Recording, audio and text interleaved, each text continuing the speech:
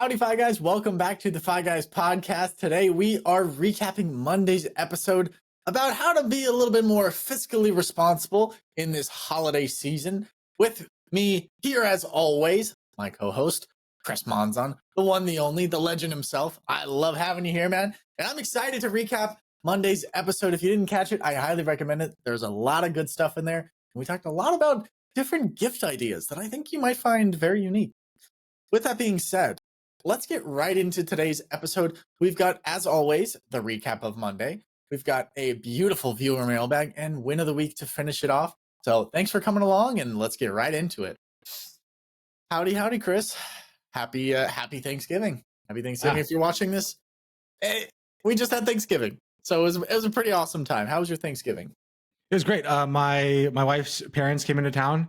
We got barbecues, like I said, we were going to for catering. So we had turkey and extra sides. Dude, their cranberry is so good. It's smoked cranberry. I ate way too much of it. But yeah, that with the turkey, like, because the turkey wasn't very dry. moist. It was already moist because it was smoked. But like that plus the little bit of like smoked cranberry with it. I like turkey now. I like that turkey now. So that was good. Dude, turkey is an art, man. It's an art. It's so difficult. So, well, I'm glad you had a wonderful Thanksgiving. We had a wonderful Thanksgiving over here as well. But the holiday season is not done yet. We have a lot of holidays and holiday festivities to go. And tomorrow, the beast, the credit card's favorite day of the year, some might say, Black Friday.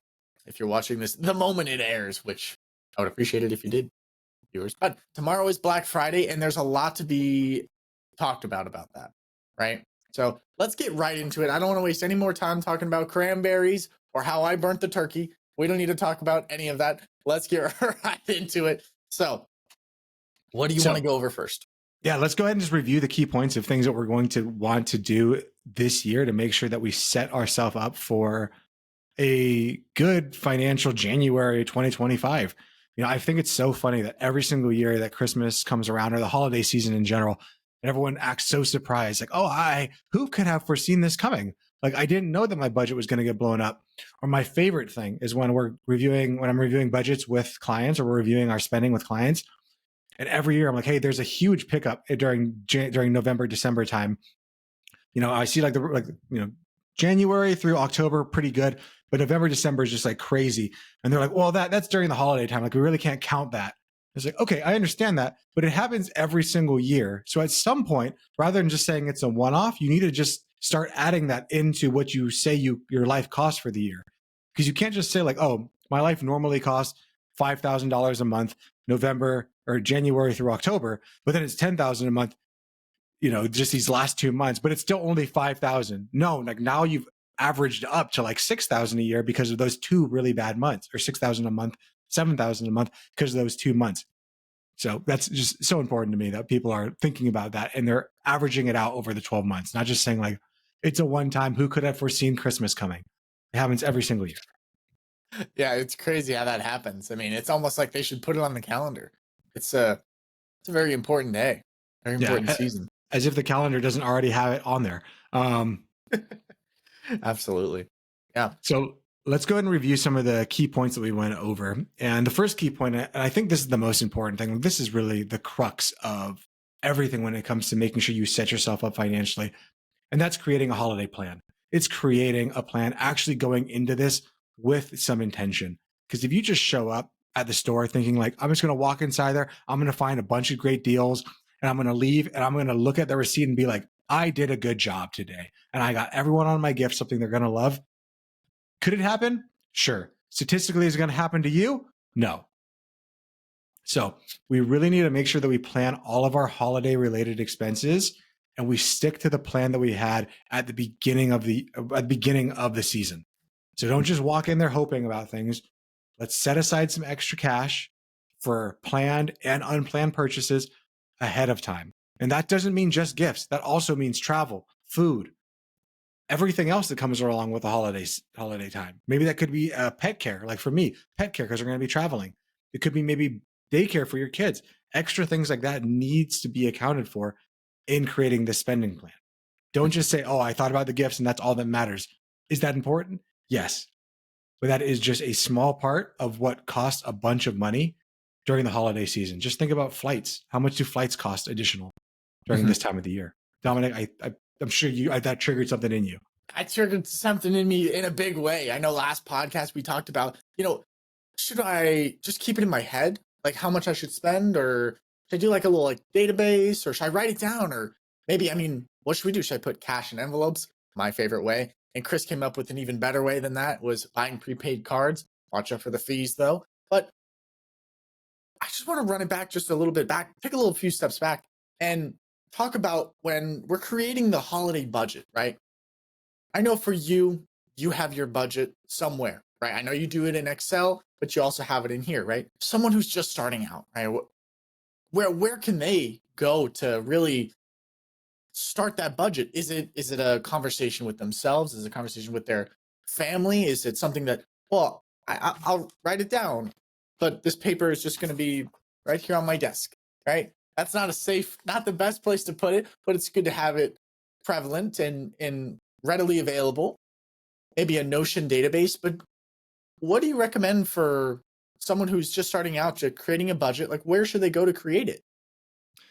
So where I would start is my Mhm. bank statements. I would look at last month's bank statement and start seeing what are the payments that are normally coming through. Ideally, if you're willing to spend some money, you can always, if you don't want to spend money, you can go to Rocket Money. Or no, not Rocket Money. What is it?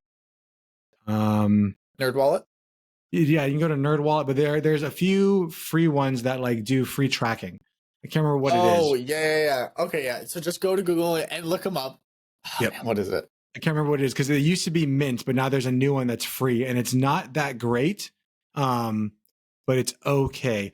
If you want to pay for one that's really, really good, I would recommend Monarch Money or Copilot. What I Mhm. use for when I do my financial planning and coaching with people, we use Monarch Money, and feedback from clientele and for myself has been nothing but amazing. So that's a really great way. But the unfortunate part of that is you have to spend money in order to ideally save money. So if you don't want to spend money, I would go ahead and pull the last few statements from my bank accounts, from my credit cards, and see what payments are going out. And if you don't want to go back and look, what you need to do is, if you don't like Excel, you need to start writing down every single time money is spent. That's going to be a good place to start. Yeah, and why it was spent. What's the thought process behind it? Is this an emotional purchase? Is this a necessary purchase? Is this for someone else? Like, is this serving me? Is this help go towards the person I want to be in the future? Or is this kind of keeping me in the person that I currently am that I'm not really happy with? I think it's so important to really analyze everything that you do and every Yep. purchase you make, right? And I'll tell you how me and my wife do it. So what we do is we have an Excel spreadsheet that I've been working on for years, and it is something that I really like, and that's something that is just internal to me and my wife. No one else has this but us.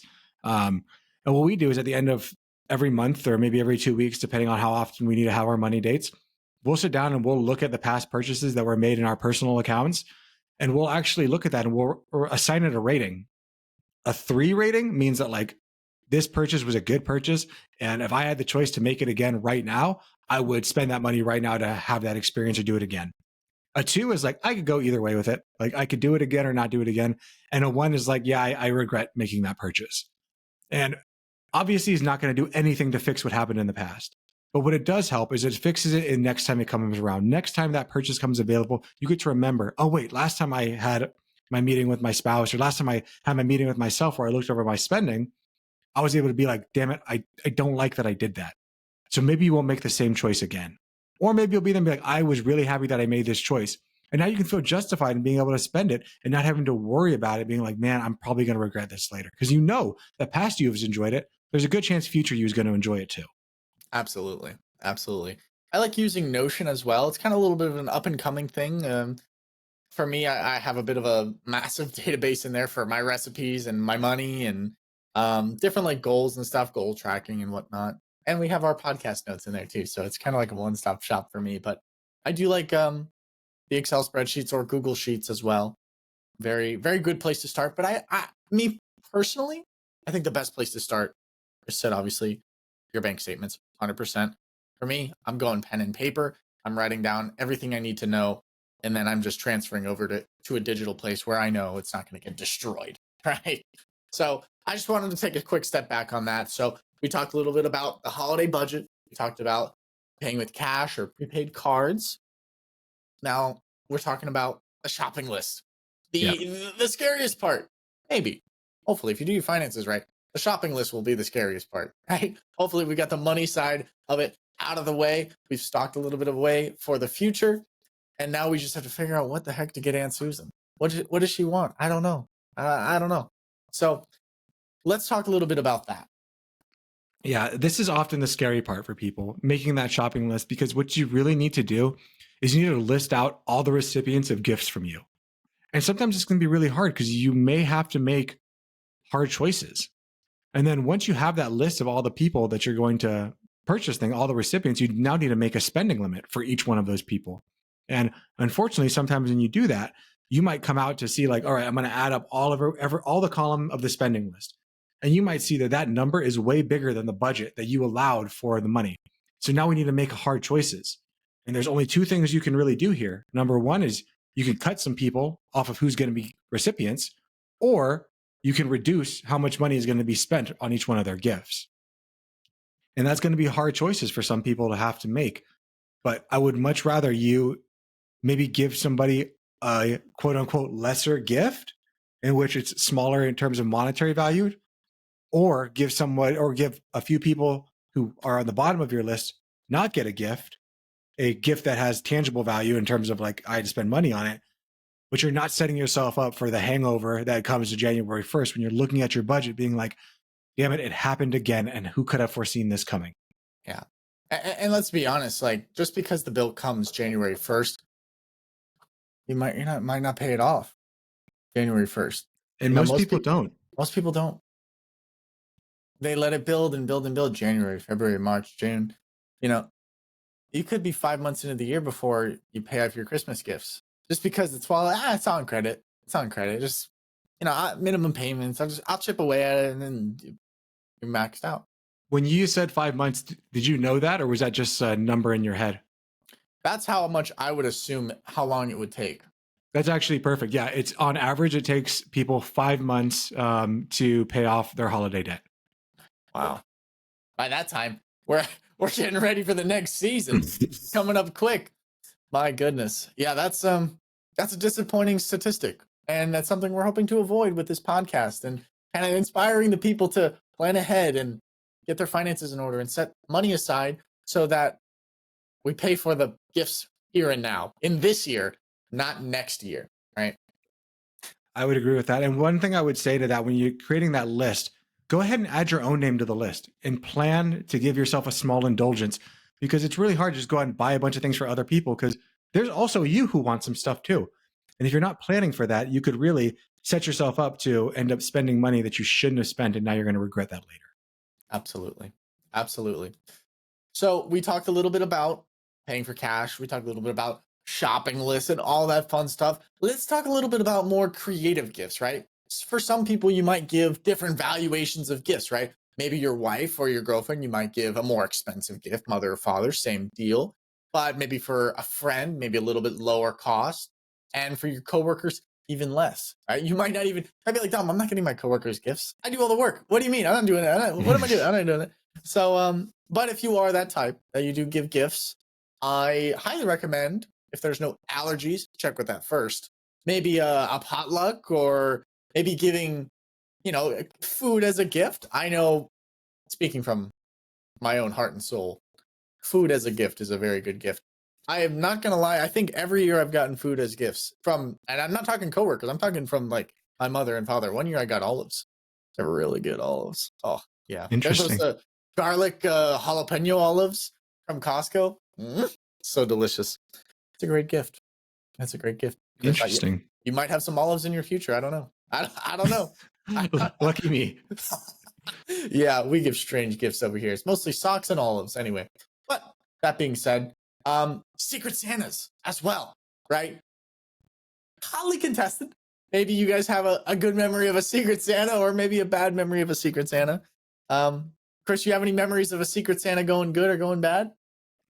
Secret Santa, not really. White Elephant, I have bad ones, which we talked about on Monday, of one time getting a cheeseburger, which was not the favorite. Now I have trauma around White Elephant. I won't play that game anymore. Um, but that's just it's such an easy way because most of the time, what happens, you end up going for a family gathering or a friends gathering or something like that, and rather than paying for 15 different gifts for every single friend and family, you just buy one gift. And that one gift gets to go into the pile, and now everyone gets to still receive a gift and still give a gift. And it gets to save a lot of money. So if you do it Secret Santa way, that's wonderful. If you do it White Elephant way, that's wonderful too. My only thing that I would say to that is please talk to your family or your friends ahead of time and maybe set a spending limit on how much the gifts should cost, because you don't want someone to put in a keychain next to the guy that brought in the new iPad. Like Yeah. someone's going to feel really, really lucky, and someone's going to feel like they got taken. And you want everyone to feel like I brought in something and I left with something of equal value. Yeah. Ish. Yeah. Yeah. So having those conversations and setting those limits to where it's like, hey, maybe $50 this year, maybe $20, maybe $5, something like that. Like, it doesn't have to be crazy. It doesn't have to be unreal. And it doesn't even have to be monetarily, right? You can also give gifts of time, right? We talked a little bit about last podcast of it's like, hey, I'll come over and mow your lawn for the whole month, right? Every week, right? That could be a great gift if you're younger, right? And you don't have access to a job yet. That could be a great way of coming over and helping. I know for me, coupons of hugs, big fan of that. From specific people, that's not a gift I would accept from everybody, but maybe like 2-3 people. Other than that, what other ideas that would kind of be a very unique gift, Chris, that you have in regards to maybe something a little bit more custom? I think baking things like that, stuff like that, giving maybe recipes, stuff like that would be a good idea. One thing that I do want to bring up when it comes to the White Elephant or the Secret Santa or whatever that party is setting up a potluck ahead of time. So like talking with your friends and your family about bringing a potluck style. Because what often happens is you end up doing it at one person's house. And now it becomes that one person's responsibility to buy all the food, to prep all the food. And now they're just spending all their time in the kitchen trying to make everyone happy. Yeah. And that's usually not setting everyone up for a great holiday season.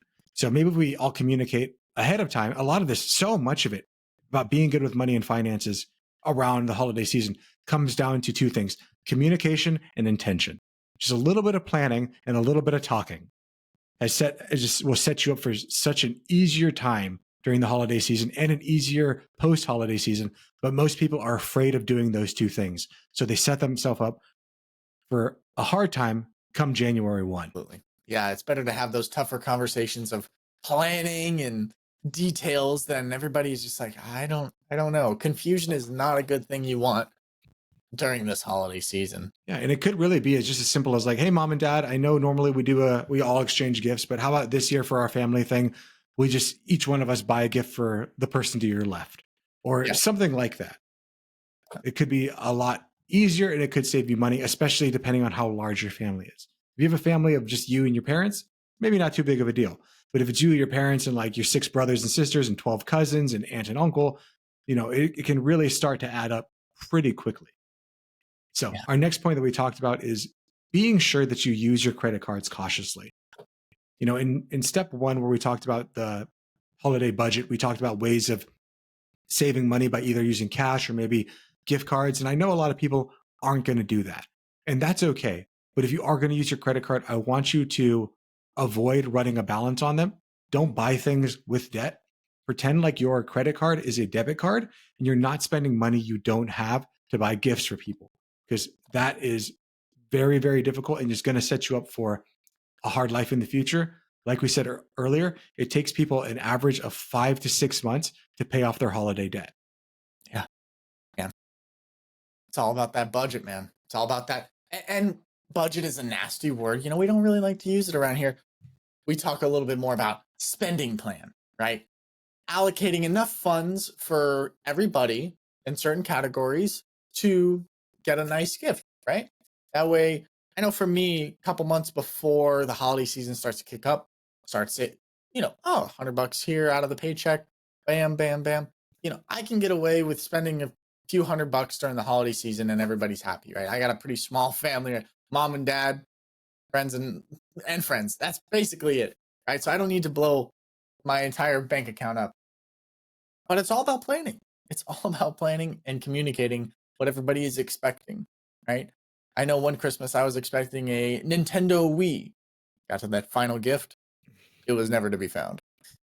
So my expectations were a little bit off, right? Maybe I should not have gotten my hopes up. Maybe I shouldn't have. Maybe I should have communicated what I actually wanted a little bit better. So that was my fault, and I was a very sad year. Don't let that be you. So have those conversations of expectations and who's getting what and what do you want for Christmas, right? Or maybe So just lower important. your expectations and expect nothing, and anything you get is going to be Exactly. awesome. That's stoicism for Chris. That's super stoicism. You're getting olives in your future, sir. I'm getting you some olives. That's just And for that. I look forward to nothing, and when I get olives, I'll be excited for that. They're really good. They're really you've tried them before. I think when you came over, you tried them. You're like, these are crazy. That or I'm just Okay, imagining the future. I Anyway, think you're imagining something, but that works. And I know that when we talk about it, when we say like budget versus spending plan, like we're really arguing over semantics. But when I think of budget, I think of restriction. Like I can't spend this money. When I think of spending plan, I think of this is how much I get to spend. And it's just that little shift. It's just a psychological trick that you're playing on yourself to allow yourself to spend that much money rather than feeling like, oh, I only get to spend $100 on mom and dad. It's like, no, I choose to spend $100 on mom and dad.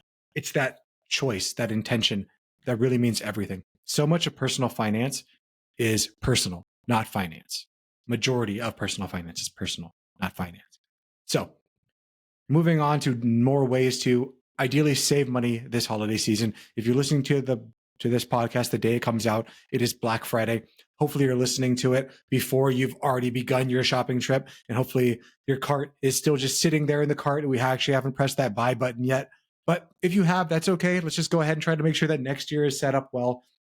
But this is the time to set yourself up for those holiday gifts. If we've already have a plan of how many people we're going to buy and what our budget is, today on Black Friday, on Cyber Monday, and for the next really month and a half, we're going to have a bunch of deals coming at us. And we can use those deals to be able to maybe get a gift for somebody that's bigger than what we would normally be able to get for them with the allocation of money we've assigned to them. And we can even use additional resources like Honey, Rakuten, Retail Me Not to find additional cashback deals or discounts moving forward. But rather than just going on to Cyber Monday and Black Friday and just buying whatever you think looks good for yourself and for other people, having a little bit of intention, just a little bit of like, this is how much I'm willing to spend on everyone will set you up so much better for your holiday season. absolutely, absolutely. I can't even express how important that is. It is so important. So we talked a little bit about taking advantage of the holiday deals. Let's get on to maybe a little bit more low cost ideas, right? The personalized gifts. I mean, we talked a lot about how, you can go to Walgreens, CVS, Walmart and get printouts, right? Of your favorite photos together. Right? Maybe there was a holiday trip you guys took and you wanted to frame this and give this to a person. I know a lot of people that would love a personalized gift like that. And it's very cost effective if you get to the end of your budget and it's like, wow, I don't have as much as I wanted, or I didn't save up enough, or I just don't want to blow up my bank account this year. Also, maybe handcrafted items. We talked a lot about meaningful things like, maybe giving them that one Christmas. I mean, I feel like everybody has that one aunt or uncle or brother or sister or mom or dad that they make this sweet treat during Christmas. It only comes out during Christmas, and you look forward to it every year. Maybe giving that to them, right? And maybe attaching the recipe to it. I know some people are very protective of those recipes, and it's beautiful to share recipes. But what do you have? What kind of thoughts do you have on that, Chris? Yeah, I think the baking things are really good. Creative handmade little things. You can always just swing by Michael's, see what's in those like Michael's things if you're a crafty, handy person like that. For me, that's really not my big thing, but I don't mind making food for somebody. But I really think that like if you focus on giving meaningful, maybe even like some people might call them simple gifts rather than the most expensive ones, but things that are really meaningful for you and like show that you put in your time and your effort into thinking about the person and then going out and not just thinking about them, but making them something. Money is great, but money is really just a proxy for time. So rather than using that proxy for time to put yourself in debt, why don't we just use time that we might have available to make something that's really special, a really great memory that you have of somebody? It could be a photo of you with them. It could be a little craft of something that maybe you guys went on a trip together and like reminds you of, I don't know, Yosemite or a trip to Alaska or something like that. There are so many things that can just try to harken them back to those great memories that they have, because that's what the holiday season is about. It's about being together, not about how much of an expensive gift you can get somebody to show them how much you love them. Absolutely. Absolutely. 100%. And it's important once the holidays are over to review and assess where we went right and where we went wrong, because we're going to slip up, right? We're only human. Slipping up is part of the journey. But we want to try and control how much we slip up. We don't want to go off the deep end here, right? It's a slippery slope and we want to keep it as not slippery as possible. So always being aware of how much you're spending and not letting it get out of control. I know once you get up to the register and you see that final charge, it's like, I don't want to put it back. I don't want to look cheap. I don't want to look bad, but you got to do what's best for you and future you. Don't neglect future you. Future you is who you're going to become, right? And you don't want to stick yourself with this massive bill that they didn't even want just because you didn't want to seem cheap, right? So always make sure to look back on how much you're spending and doing your due diligence on where we went right and where we went wrong. So important, because that's the only way we're going to get better, is learning from our mistakes. And that's the important part. Where you asked me earlier, how would you start tracking your budget? And like we said, write it down. Look at your statements. Ideally, if we're going to start tracking right now, pen and paper, and like just start writing it down, every single thing that you have spent. And now come January 1st, January 2nd, whatever day you want, look back and say like, this is how much money I spent. This is how much money I allocated. Am I in the green? Am I in the red? Am I somewhere in between? And now if I'm in the red, now I know like, okay, I overspent. So either next year I spend less, or I'm going to start trying to save money starting right now, starting January 2nd, so that come November or December, I'm not going to be in that situation. Or maybe you decided, hey, I did perfectly this year. I'm going to do that again. But unfortunately, that seems to be maybe 5-10% of people who are like, yeah, everything worked out well. Unfortunately, 90% of the people, if not more, end up coming to that January 1 and being like, oh, damn it, it happened again. Like, again, I'm in debt and now I'm going to be stuck in this for the next 5 months. And that's not a good way to start your New Year's resolutions. Everyone's New Year's resolutions is to get healthier, to get better at finances. And if you end up starting January 1 and you're 10 or 20 pounds heavier because of all the cookies you ate, and you're $7,000 in debt because of all the gifts you bought, well, come January 3rd, you're going to be like, I give up. And now we're just perpetuated this cycle another year of not taking control of your finances, of not getting healthy, of not becoming the person that you want to become. Dom and I know you can do it. It just takes time. It takes intention. And we believe in you with all of our heart, but we want you to believe in yourself, because us believing in you means nothing if you don't believe it for yourself. Absolutely. That's 100% right there. So I think with that being said, I think that kind of caps off our recap. Would you say any final thoughts?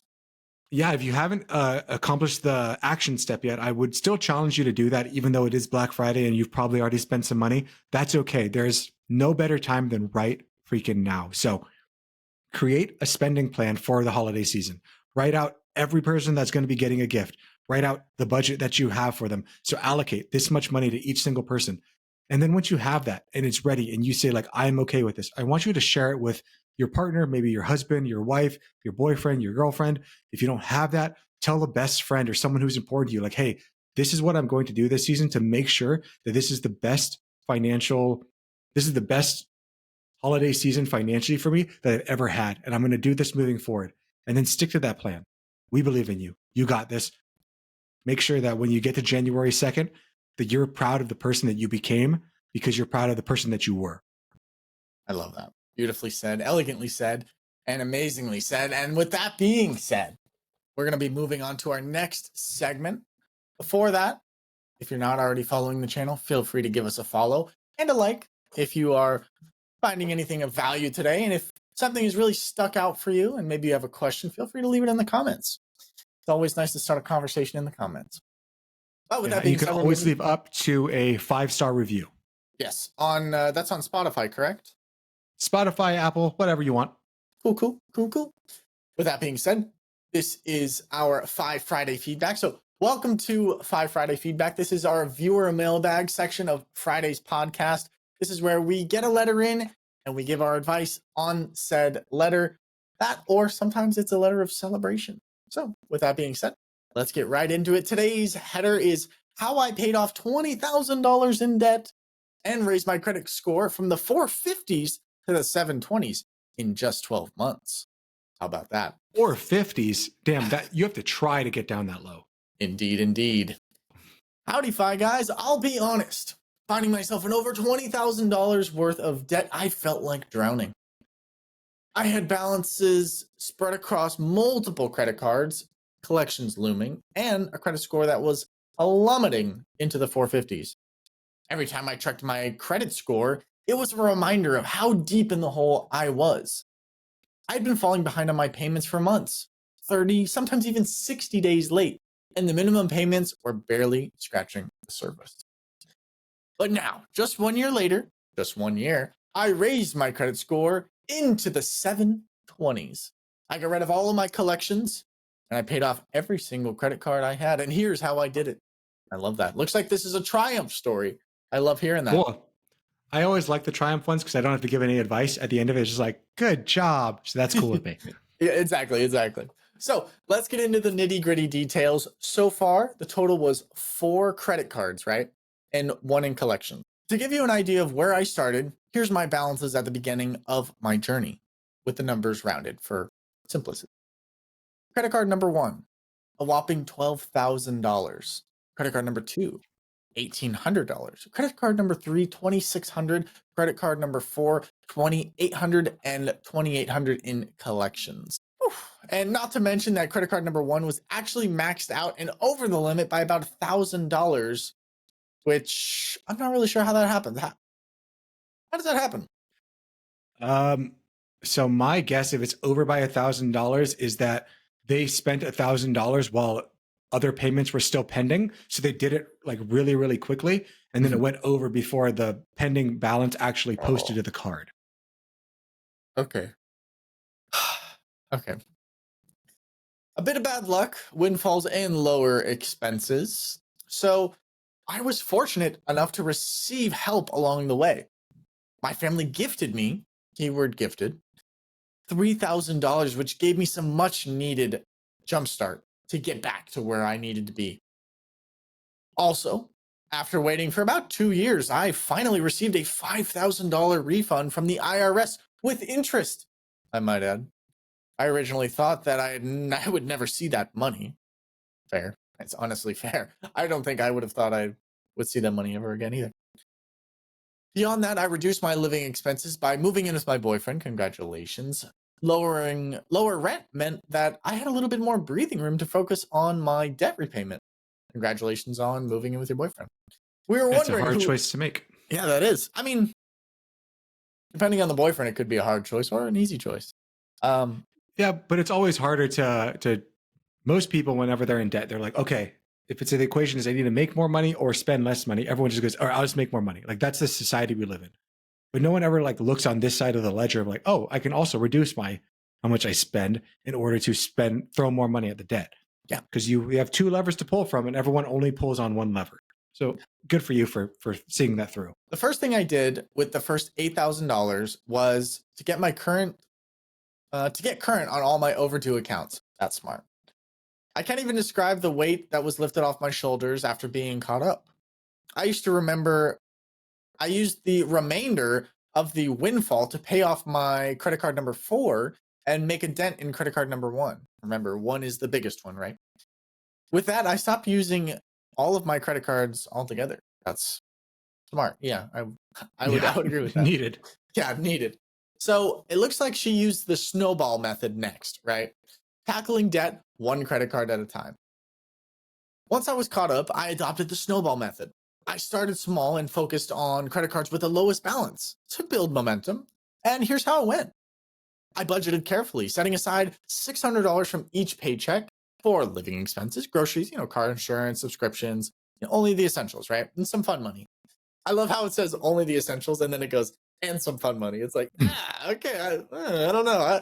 I You understand. got you got to keep a little bit in there. You can't just be a robot for who knows how long it takes. True, true. This helped me stay disciplined, but not feel completely deprived. That is smart. There it Right? is. We're trying to have a plan for longevity, not the quickest plan to help me get out of this situation. It's like, no, let's get the plan that actually works for you and your situation. I took the remaining $1,000 I had left over from each paycheck and had it split between my credit card minimum payments and extra payments on the smallest balances first. Cool beans. Perfect. Yeah. I quickly paid off credit card number 2. That was the one that was $1,800, right? I quickly paid off credit card number 2, then moved on to credit card number 3. Knocking out these smaller balances was key to keep the momentum going and the motivation high. Felt like progress. Smart. But the biggest hurdle, the beast, credit card number 1. Come on down. Credit card number 1, my largest debt, was the most intimidating of them all. With such a high balance, I knew I needed much more than income if I was ever going to pay it off in a reasonable amount of time. I started picking up side gigs, everything from Uber Eats deliveries to online tutoring. Wonderful. Everything I landed, and eventually I landed a freelance contract that added an extra $200 to $300 a week. That is amazing. That is really Nice. awesome. That's super cool. It's almost, that's $800 a month. That's really good. That's a sizable portion. I made sure to set aside 20% for taxes. Smart. But the rest went straight to credit card 1. I made payments every week, reducing my balance bit by bit, and most importantly, reducing the interest charges along the way. Smart. I also used credit card 1 to pay off my collections debt before it got reported to the credit bureaus, which helped my credit score dramatically. Okay, nice. Okay. The lessons I learned from this and moving forward was I was far away. It was far from easy, but the relief I now feel is worth every bit of sacrifice. I stopped eating out. I kept my spending in check and I stayed consistent with my side gigs. Now that my credit cards are paid off and my next challenge is taking on my car loan. But I've learned my lesson when it comes to debt. Looking back, I'm grateful for the windfall that helped me start all of this. And I'm proud of the discipline I built along the way. If you're in a similar situation, know that it's possible to turn things around one small step at a time. Cheers to never getting into debt again. From with a budget tight and no more debt in sight, I'm living proof it's worth the fight. Interesting. Congratulations, first off. Yeah, congratulations, That's huge. 1000%. Like that's an astonishing accomplishment for most people, and this young lady should be really proud of the discipline and the hard work she put in. Yeah. Because you don't get out of credit card debt accidentally. No, you really don't. You really don't. I mean, how much it was around $22,000 in debt, right? Quick Roughly. math, yeah, about that. About that, yeah. Just in my head, definitely not ChatGPT or nothing like that. So 22,000, that's a good amount, right? That's a sizable amount that can grow rather quickly. Big shout out to you. I think you're really taking what you learned from the podcast and doing something with it. I love that. I love that we're not just entertainment. We're actually providing value and information that's actionable for your life. One thing I will point out that has me just a bit concerned, just a tiny bit concerned, is the final line, right? Cheers to never getting into debt again. And I totally get that. You've been down that road, you never want to do it again, right? I totally get that. Totally get that. But I would also caution against that, right? Not all debt is bad debt. Just the debt you were in was bad debt. You wanted to get a house one day. I don't want that to stress you out or feel like you have to save your way into a house. What do you think about that, Chris? What do you think that final line? I guess I would have to ask them, like, what do they mean by debt? If do they mean consumer debt, like credit card debt? Yeah, 100% agree with that. There's never good credit card debt. But if it's something like that, like, hey, I'm not going to Like, I want to go back to school, but I don't have the money to do it. I'm not going to take out debt because at one point in my life, I was this deep in credit card debt. And I'm never going to let that happen again. That probably wouldn't be the wisest decision. If it's a decision like I can't buy a house until I've saved up all of the money to buy the house, not a wise decision. So just understand that debt is just a tool. And credit card debt, yeah, that's oftentimes I can't think of, honestly, I can't think of a time where it's not a bad tool, but that's one of those tools that can really, really hurt you. It's like playing with a loaded gun. But sometimes when you're having debt for maybe buying a house or buying something that, you know, ideally will bring more money into your pocket in the long term, yeah, it's like playing with a BB gun. Like, it's still dangerous, but not as dangerous. So I want you to understand the difference between these tools. One other thing that I noticed is it sounded like it took a while for you to realize how bad the situation was. And the nice thing is, now that you've gone through this situation, you've seen how bad things can get, and unfortunately how quickly it can get there.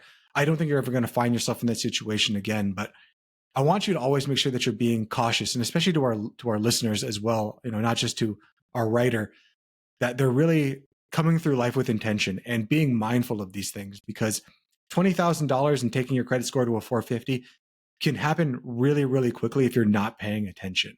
And thankfully, this young lady, I don't know what the catalyst was for her to notice, like, oh shit, like this is getting really, really bad. But I'm glad that whatever it was happened and that money happened to come in. And let's think about all the blessings she had. Her family gave her $3,000. The IRS owed her $5,000. So I'm going to say you got $5,000 that should have been yours. So good, that's great. But also, like, let's look at all the gifts you had. $3,000 from your family, the ability to move in with your boyfriend to lower rent. So many people like to say, like, oh, I work so hard and like I got no advantages. We all have advantages. There are no self-made men. There are no self-made women in this world, because if you're alive today, it's because someone took care of you. Someone took care of you from the years 1 to 4, at least. After that, yeah, you might have had the hardest life in the world where you had to take care of yourself. But no one is self-made, because everyone has someone who took care of them at some point. So please just like remember all the advantages that every single one of us has every day. If you're listening to this podcast, you are in the top 1% of the world in human history. Just have access to all of the knowledge at your fingertips. Yes, the world is awful in a lot of ways, but it's also beautiful and amazing in so many ways. And you can get out of any situation you find yourself in. Look at our listener here. They went ahead and they pulled on both levers. They went out and they reduced their expenses. Not an easy choice to make. It's really hard to maybe sell whatever. Maybe she was living on her own place, to move in with her boyfriend, to cut out all of the fun stuff. And then she took an even harder decision to go out and not only work her normal job, but take on side gigs, driving Uber. And eventually that led on to a freelance gig that's going to bring her more money, therefore pursuing or speeding up her path to financial independence, her path to getting good with money. All of these things, while in the moment may have been the worst thing that ever happened to her, is now setting her up to be the best thing that ever happened to her. So while you're in these moments, for any of our listeners who are saying like, this is awful, I'm never going to get out of it, think about yourself in 20 or 30 years. If you stick to this path, looking back on yourself now and being like, thank goodness that person had to go through this so that I could be the person that I am today. So work to become the person you want to become every single day, no matter how hard it is. Absolutely. Absolutely. I love that. I love that. 100%. Like Chris said, we're all blessed with different things that maybe we don't realize, right? And your discipline is to be celebrated. That's definitely to be celebrated. It's not easy getting out of debt. It's not easy cutting back. It's not easy going from, no, everything should move forward. Let's move forward. Let's keep going. Let's grow, grow, grow. It's like, no, we got to take a step back sometimes and really see where we're at and see how we can improve. And I'm glad you got to it before it was even further down the road, and make sure not to procrastinate any of the financial stuff later on, right? I know sometimes it can be scary looking at your bank account, right? But it's something that as an adult we got to do so that it doesn't get out of control. We got to be brave for ourselves and our future self and the people who rely on us. So with that being said, best of luck, congratulations, and you did very well. Yeah. Keep up the good work and let us know how it continues on. Absolutely. Now we move on to our third and final segment of the week of the podcast. That is Win of the Week. This is where we kind of share our, not necessarily our financial wins, but different wins that we've had throughout the week in order to kind of help end on a positive note. Sometimes the viewer mailbags can end on a sad note, and we don't like to end on a sad note. We like to end on a little bit of a upper, higher, happier note. So with that being said, I'm going to go first on today's Win of the Week. So my win of the week is that I recently did some renovations around the house. I got some brand new paint. I painted some different things in the house and kind of spruce it up a little bit, make it a little bit nicer. And yeah, it's been really nice. It's been really nice. I'm contemplating using that same paint for this exterior structure I've built in the backyard, but I don't know. We'll see. We'll see. I might look for a different color because it's like a deep, dark ocean blue, and I don't know if I want that in the backyard. So we'll figure it out. But with that being said, that's my win of the week. What is your win of the week, Chris? My win of the week is that my wife got approved for her Southwest business credit card. So if you guys don't remember what that means or anything when it comes to the Southwest cards, there is a way to hack getting the Southwest Companion Pass, which allows you to fly with a person for free. Well, minus fees, like it's like $5.90 for a year. But there's a better hack that you could actually be able to qualify it for 2 years. If you don't know what I'm talking about, I would recommend going back to episode 19 when we were just getting started with the podcast. It was all about the Southwest Companion Pass. But with my wife getting her Southwest business card recently approved, and here in the month of November, that means you just have to get approved for one more credit card. And once you hit the spending limits, we will get Southwest Companion Pass for all of 2025 and all of 2026, therefore cutting down our flights by 50%. Absolutely. Yeah. I'm definitely tempted to get myself a little Southwest Companion Pass here in the future. Maybe this next year I want to get it. So yeah, maybe we'll have to revisit that podcast, or I'll have to re-listen it by myself. But with that being said, guys, I hope you guys took something out of today's episode. And if you did, feel free to share it with a friend so that they can get something out of it as well and like it. And if you're watching over on YouTube, give it a thumbs up. If you're watching over on Spotify and any of the other podcast platforms, feel free to give us a 5-star review. No, I did 10 there with my hands, but a 5-star review. With that being said, any final thoughts for us, Chris? No, I hope that our listener had a wonderful Thanksgiving, is having a great Black Friday and a good Cyber Monday. Set yourself up good now for the rest of the financial season, for the rest of the holiday season. This is the time to just come at it with intention. Don't sleepwalk through this time of the year, because when you wake up in January, you're not going to like it. So please, please, please, I get nothing out of it by you doing good financially. So I have nothing to gain. I have absolutely nothing to gain, but you have everything to gain. So please stick with it and know that we're always here for your support. With that being said, guys, I hope you guys have an amazing week, and we'll see you guys later. Later. This video podcast is sponsored by Monzon Wealth. The content in this podcast is for informational purposes only and should not be considered financial advice. We do not endorse specific products or services. Past performance does not guarantee future results. The opinions expressed are those of the host and guests, not the podcast sponsor. It is crucial to consult with a qualified financial advisor or professional who can provide advice tailored to your specific needs before making any financial decisions, investments, or taking any other actions. If you are seeking specified help, you can reach out to Chris at monzonwealth.com.